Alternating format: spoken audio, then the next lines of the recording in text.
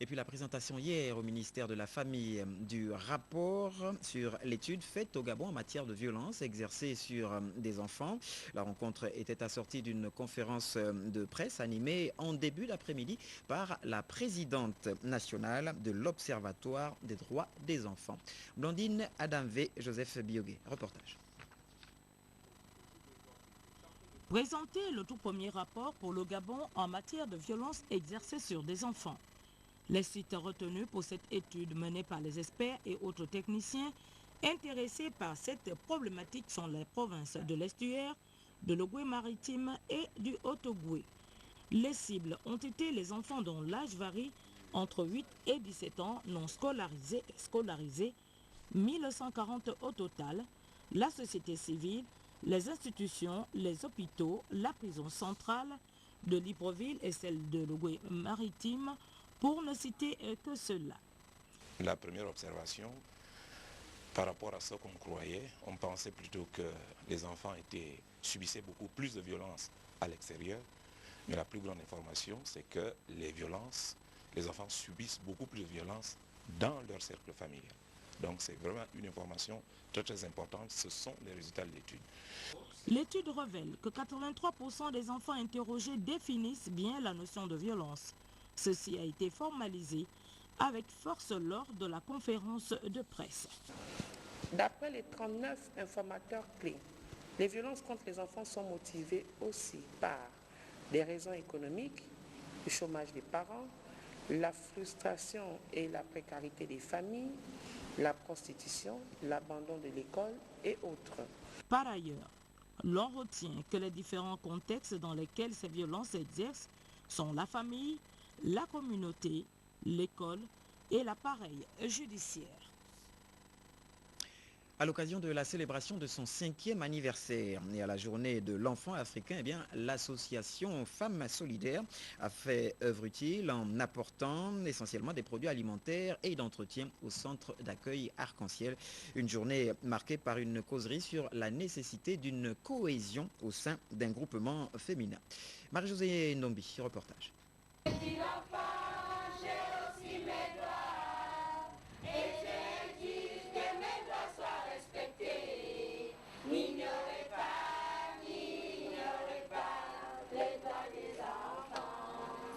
C'est pour donner un sourire et un réconfort à ces enfants du centre d'accueil Arc-en-Ciel que l'association Femmes Solidaires a remis un don constitué essentiellement des produits de première nécessité. Chers enfants, c'est avec beaucoup de joie que l'association Femmes Solidaires vous apporte cette modeste contribution qui, nous l'espérons, soulagera un tant soit peu vos besoins quotidiens. Un acte à caractère humanitaire salué par la responsable du centre au nom des enfants. Nous vous disons grand merci parce que tout ce que vous nous avez amené, ça nous aide. C'est vraiment important pour nous, comme pour tout le monde, de manger, mais ce n'est pas seulement la nourriture, mais je vois des choses essentielles que vous avez amenées en pensant aux filles et aux garçons qui sont là.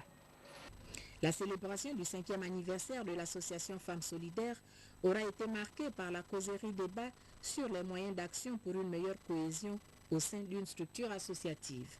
Nous avons développé essentiellement les règles que doivent observer les responsables d'associations et même tous les membres d'une association pour pouvoir maintenir la cohésion en leur sein. Parmi ces règles, nous pouvons citer la communication, la capacité d'écoute des présidents d'associations, la transparence dans la gestion des moyens qui leur sont alloués ou de leur patrimoine, la valorisation de chaque membre.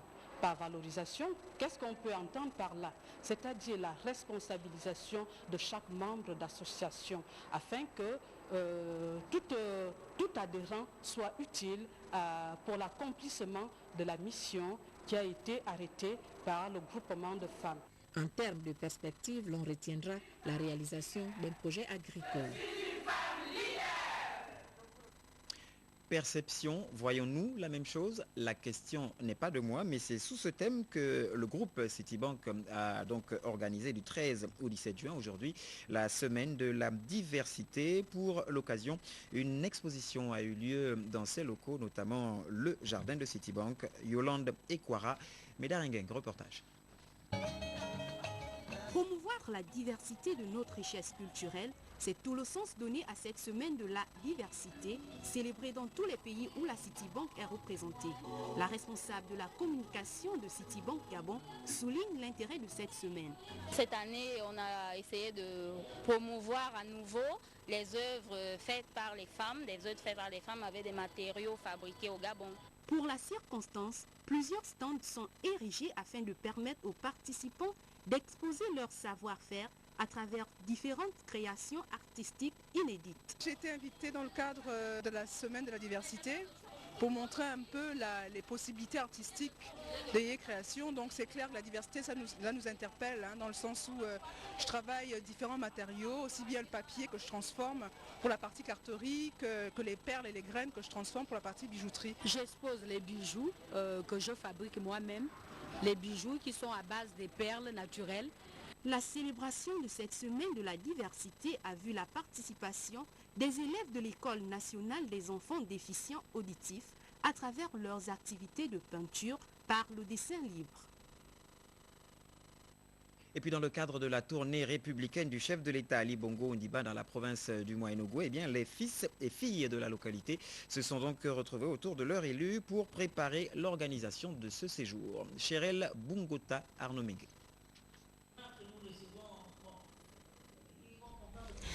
Alors que le chef de l'État est attendu pour le 6e Conseil des ministres délocalisés dans le Moyen-Ogooué, les ressortissants de cette province se sont penchés sur une répartition rationnelle des différentes commissions de travail relatives à l'organisation de cet événement républicain.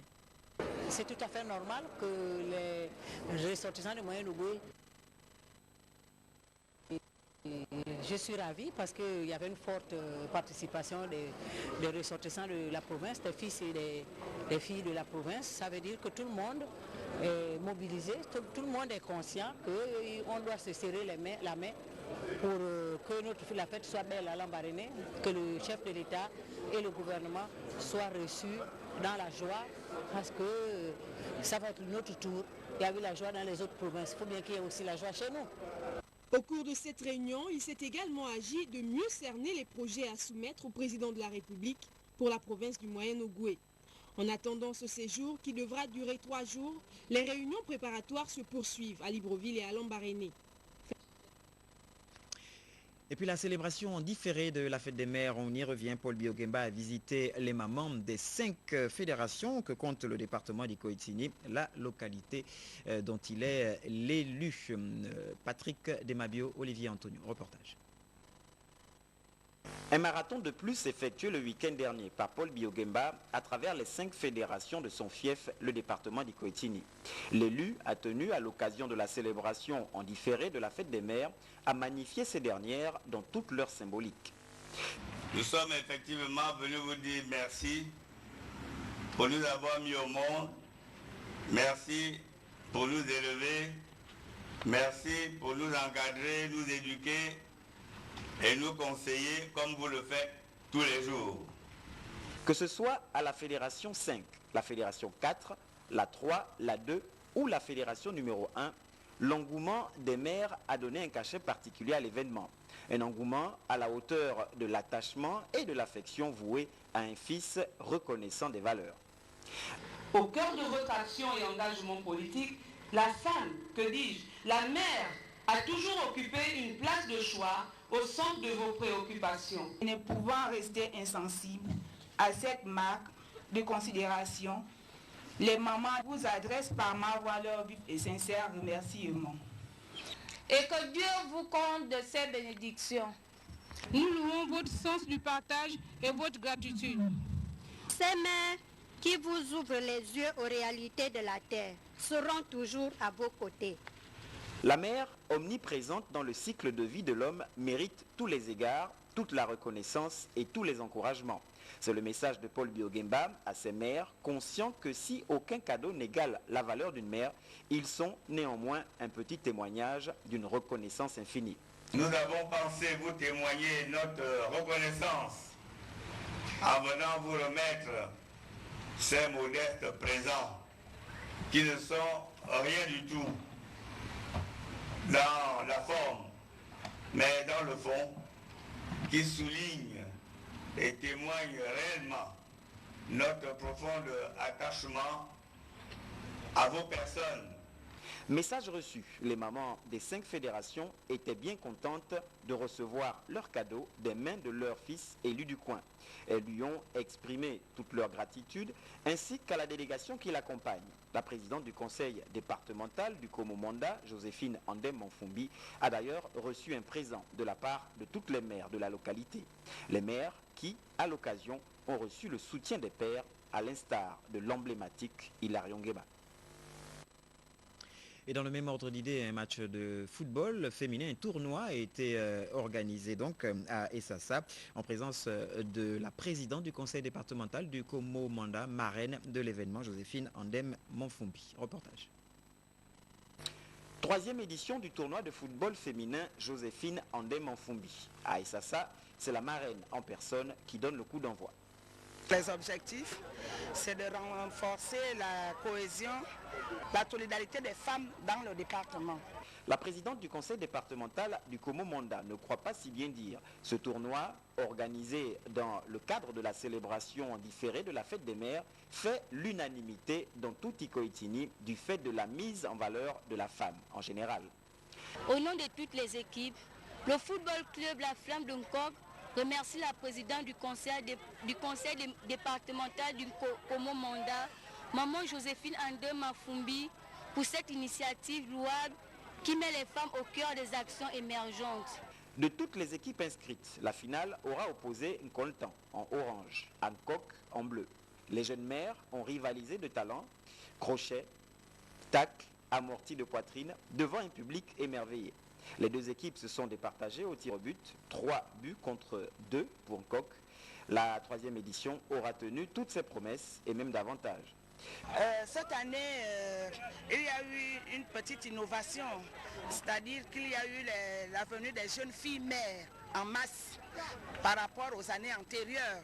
3e mi-temps, la remise des présents à toutes les participantes et bien sûr les trophées. Nkok, à la plus haute marche du podium, a reçu la coupe des mains de la marraine du tournoi. Célébration des fêtes des mères toujours du côté de Makoukou par le ministre délégué à la santé, Claudine Memvoula. Causerie et remise de médailles aux mères de familles nombreuses donc, qui ont été le point fort donc, de cette journée. Le reportage de nos confrères de la RTG Chaîne 2. À la première étape de son séjour au J20, le ministre Claudine Memvoula, épouse Andjebi Mandé, a organisé 2 activités.